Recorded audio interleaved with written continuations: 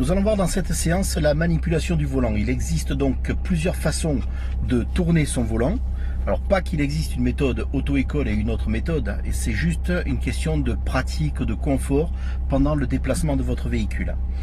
Vous avez tendance, on va commencer par les erreurs, vous avez tendance des fois à tourner le volant en poussant sur le volant. Donc vous décollez les épaules du siège et là vous n'allez pas être précis dans votre manipulation. Ensuite, l'autre erreur, c'est quand vous faites la manipulation du volant, une main sur le levier et de tourner d'une main. Alors en soi, c'est pas éliminatoire. Un jour d'examen, du moins je ne pense pas, hein, sous toute réserve, je ne pense pas que ce soit éliminatoire. Mais si vous faites une erreur une erreur de trajectoire en tournant le volant d'une seule main, forcément il interviendra. L'inspecteur à côté interviendra et il vous dira si vous avez tenu votre volant des deux mains, peut-être que ce ne serait pas arrivé. Mettez toutes les chances de votre côté et vous serez beaucoup plus à l'aise. Ok ? Allez, on y va. Explication pour la manipulation du volant. Tout d'abord, vous avez donc la ligne droite. Ligne droite ou de très légères courbes. Donc le volant, ce sera les mains à 9h15, 10h10. Tout simplement. 9h15, vous êtes en appui sur les pouces. Vous êtes tranquille, vous pouvez laisser reposer les coudes. Les pouces sont là pour retenir, pas de problème. Sur la ligne droite, 9h15. Ensuite, nous avons les courbes. Lorsque vous avez un virage qui traîne un petit peu en longueur, donc à ce moment-là, vous mettrez les mains à 10h10. Et là, vous allez tirer un tout petit peu sur le volant. Alors là, on ne le voit pas franchement parce qu'on est à une allure très lente. Mais lorsque vous allez rouler relativement vite, comme je vous ferai la démonstration tout à l'heure, enfin quand je dis vite, tout est relatif, en tournant le volant, comme ça, vous allez voir que votre trajectoire sera relativement correcte sur des virages qui traînent en longueur. On est bien d'accord, je parle bien de virages qui traînent en longueur. Après, nous avons la manipulation du volant en tirant sur le volant. Alors, on va utiliser cette méthode principalement sur les virages qui tournent à 90 degrés. Vous partez comme ça, vous terminez en perpendiculaire, virage qui traîne un peu long, d'accord. Donc là, on va venir opérer une traction sur le volant. Je prends mon volant en haut et je laisse glisser dans l'autre main, d'accord. Je tire sur le volant et je laisse glisser dans l'autre main. Pareil de l'autre côté, si j'ai un virage qui tourne à gauche, main gauche en haut, je tire sur le volant et je laisse glisser dans la main droite. Et vous allez voir qu'à une allure conséquente, votre virage se prendra correctement. Nous avons ensuite le tiré-poussé, ce que j'appelle le tiré-poussé qu'on utilisera principalement pour les ronds-points. C'est-à-dire que là, le départ reste le même, je viens chercher mon volant en haut, et quand je vais tirer sur le volant, je vais laisser descendre ma main jusqu'au niveau du bras du volant, ici. Et là, je vais pousser en remontant l'autre main. Vous voyez ? Et j'ai toujours mes mains complètement désolidarisées. Quand le volant reviendra, ben là, je vais faire la même chose de l'autre côté. Je tire, je prends mon volant en bas et je pousse.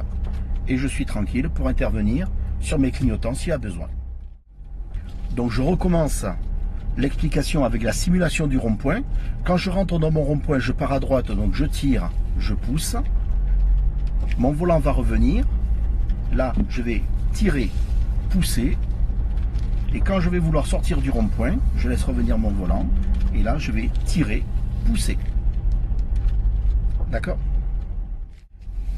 Attention aussi, lorsque vous manipulez votre volant, de ne pas me faire du tricot. Ce que j'appelle le tricot, c'est...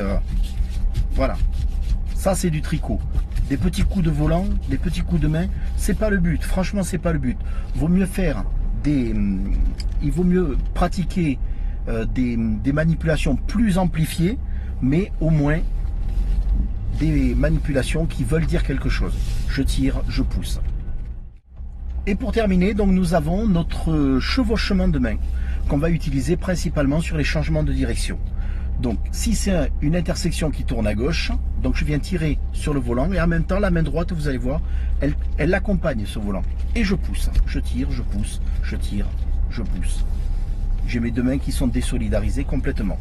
Je tire, je pousse, je tire, je pousse. Voilà. Donc là, l'exercice que je vous demanderai concernant le chevauchement de main, c'est d'enchaîner. Voilà, quand vous arrivez en butée, vous ramenez de l'autre côté. Voilà.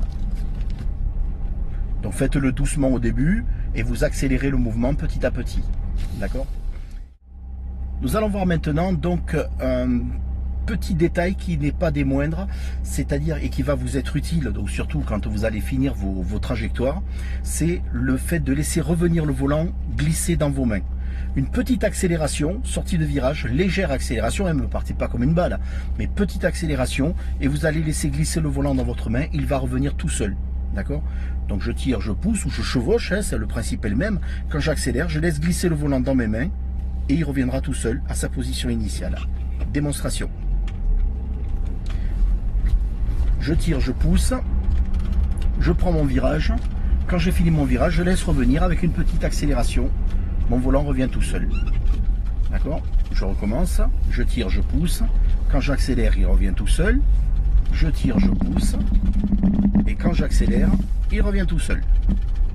J'enchaîne de l'autre côté. Et quand j'accélère, mon volant revient tout seul. Attention, ne me faites pas un lâcher de volant complet. Hein. Je veux pas ça. C'est pas le but. C'est vraiment toujours avoir une maîtrise de son volant. Je garde le volant glissé dans mes mains. Ok?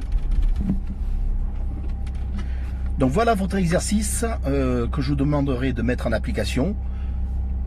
Parking fermé à la circulation, accompagnateur bien évidemment avec vous, tous les documents, tous les papiers, et puis essayez de faire en sorte de ne plus avoir à réfléchir sur cette manipulation de volant, surtout sur le chevauchement des mains. Okay. Nous allons voir maintenant en situation les différentes manipulations que je viens de vous démontrer. On va le mettre en application en situation réelle. On est parti. Ce rond-point est plus petit, donc on va le faire avec un chevauchement de main. Donc je tourne à gauche, je vais le chercher en haut, j'enchaîne les deux mains en même temps et je chevauche. Et je laisse revenir le volant avec une petite accélération. Situation suivante, nous avons un virage. Donc je viens tirer sur le volant. Vous voyez, je tire sur le volant et ma voiture prend bien sa trajectoire. Sans aucun problème. J'arrive sur une intersection, donc c'est un petit rond-point, donc il va y avoir un chevauchement de main. On va tourner à droite. Donc j'adapte l'allure, mon rapport de vitesse, main droite, et j'enchaîne les deux mains en même temps et je chevauche. Je tire, je pousse. Et quand j'accélère, mon volant revient tout seul. Magique. On va tourner à droite. Pareil, c'est relativement serré, donc chevauchement de main, main droite pour tourner à droite, et j'enchaîne donc les deux mains.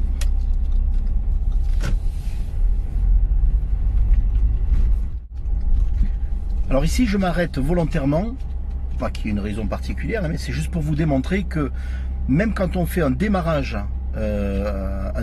arrêté, on peut tourner le volant et passer les vitesses en même temps. Ça n'est absolument pas un problème. On peut le faire avec une seule main, hein, comme je vous l'ai expliqué tout à l'heure, mais très honnêtement, si vous le faites avec deux mains, vous serez toujours beaucoup plus à l'aise. Donc je démarre, je m'assure qu'il n'y ait personne, voilà, tac, j'enchaîne, et quand j'ai démarré, je passe ma vitesse. Tout simplement. On va refaire la même chose, on va tourner à gauche, donc départ arrêté. Main gauche puisque je vais démarrer à gauche, je m'assure, voilà, chevauchement de main, je suis tranquille avec la petite accélération. C'est pour ça que je vous disais de laisser revenir le volant dans votre main. Le fait d'accélérer un tout petit peu, le volant revient, ça vous permet de passer votre vitesse tranquillement. Et ça marche aussi pour le côté droit. Donc démonstration pour le côté droit. On va tourner à droite, départ arrêté,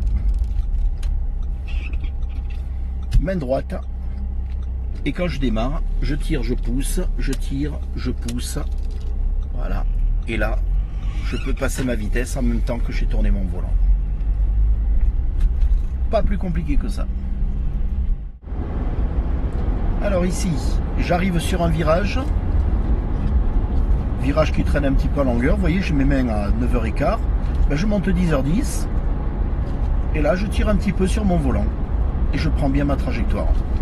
Pareil de l'autre côté, il traîne un peu à longueur, je tire un peu sur mon volant et j'accompagne légèrement avec la main droite. Voilà.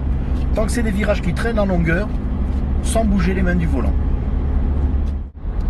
Ensuite, j'arrive sur un virage qui a l'air relativement important. Donc j'adapte l'allure. Il a l'air de tourner à 90 degrés celui-là.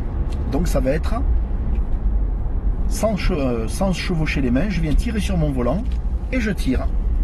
Là, main droite, je tire sur mon volant. Je laisse revenir, virage à gauche, main gauche et je tire sur mon volant. Et je suis toujours les deux mains désolidarisées l'une de l'autre. Virage à gauche, main gauche, je rentre dans mon virage et je tire sur mon volant. Celui-là traîne un peu à longueur, donc sans bouger les mains du volant. Voilà. J'adapte l'allure et le rapport de vitesse. Virage 90, main droite, je tire sur mon volant et je peux accélérer, mon volant revient tout seul. Donc voilà, chers amis, l'exercice du jour. Donc je vous demanderai de mettre tout ça en application. Avant de passer à la suite, il faut bien avoir mémorisé tout le principe de la manipulation du volant. Okay. Conseil à l'accompagnateur, peut-être faire une démonstration avant de demander à l'élève de restituer la même chose. Mettez en application dans ce que je vous ai fait voir sur cette vidéo et après donc vous serez peut-être beaucoup plus à l'aise pour accompagner l'élève qui est avec vous. Bon exercice et à très vite.